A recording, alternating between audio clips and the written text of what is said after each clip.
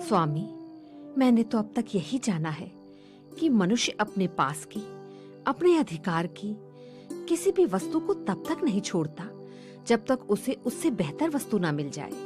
मनुष्य तो आसानी से पुराने वस्त्र भी नहीं छोड़ता।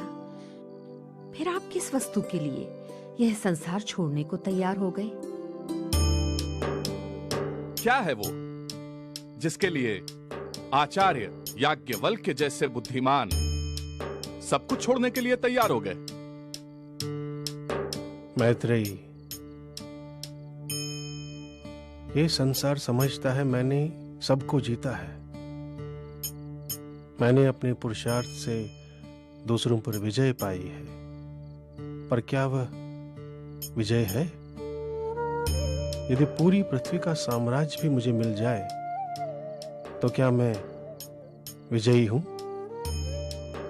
मैं समझी नहीं स्वामी। विजय की आकांक्षा क्यों? क्या सुख विजय में है, या सुख का भाव दूसरों पर विजय के लिए उकसाता है?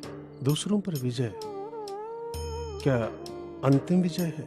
क्या विजय का अंत है, या सुख विजय से परे है? स्वयं को बंधनों से मुक्त करना ही सच्ची विजय है। क्या इसे ही स्वयं पर विजय कहते हैं? मैत्रेयी, स्वयं को जानना ही विजय है। स्वामी, क्या इससे ही ऋषि अमृतत्व कहते हैं? उस सच को जान लेना ही अमरत्व है। सारे भयों से मुक्ति ही अमरत्व है। मृत्यु का भय, असुरक्षा का भय, दुख का भय, पीड़ा का भय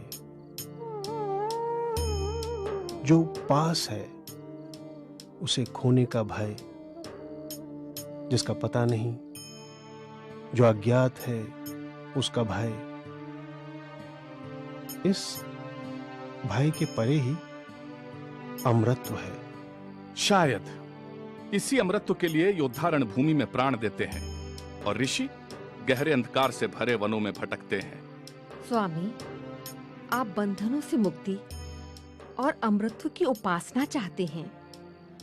क्या मेरे और कात्यायनी के प्रेम से भी मुक्ति चाहते हैं? ये मैत्रेयी ने क्या पूछ लिया? क्या प्रेम, स्नेह और ममता भी बंधन है जिससे याज्ञवल्क्य छूटना चाहते हैं? मैत्रेयी, पत्नी को पति इसलिए प्रिय नहीं होता क्योंकि वो उसे प्रेम करती है।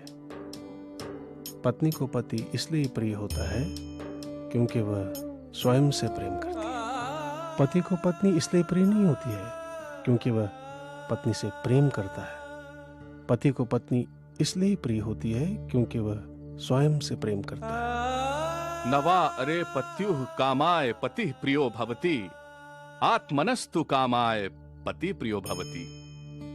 बच्चे हमें इसलिए प्रिय नहीं क्योंकि हम उनसे प्रेम करते हैं। बच्चे हमें इसलिए प्रिय हैं क्योंकि हम स्वयं से प्रेम करते हैं। यह संसार हमें इसलिए प्रिय नहीं क्योंकि हम संसार से प्रेम करते हैं।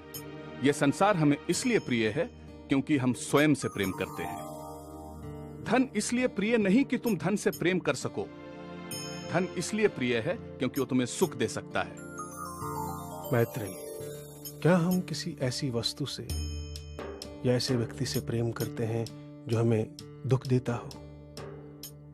मैं उस हर वस्तु से, हर व्यक्ति से प्रेम करता हूं जो मुझे आनंद देता है।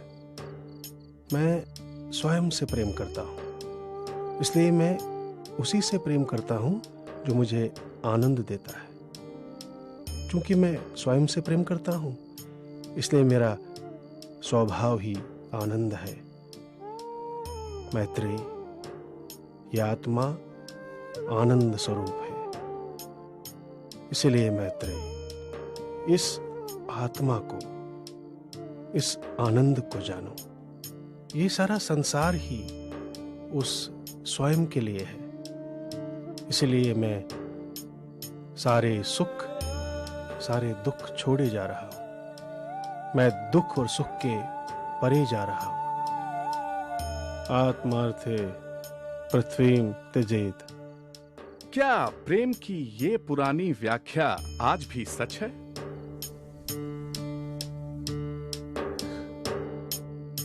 यदि आप दोनों की आत्मा और अमरत्व की चर्चा खत्म हो गई हो तो भोजन तैयार है। और हाँ, अगर आप भूल गए हो तो याद दिला दूं, कल शास्त्रार्थ के लिए आपको और एक आमंत्रण है। आपको चिंता न होगी, पर मुझे है कि आश्रम के लिए चावल कहां से आएगा। आत्मावारे द्रष्टव्यः श्रोतव्यो मंतव्यो निदिध्यासितव्यः। यह आत्मा ही देखने, सुनने और ध्यान करने योग्य है।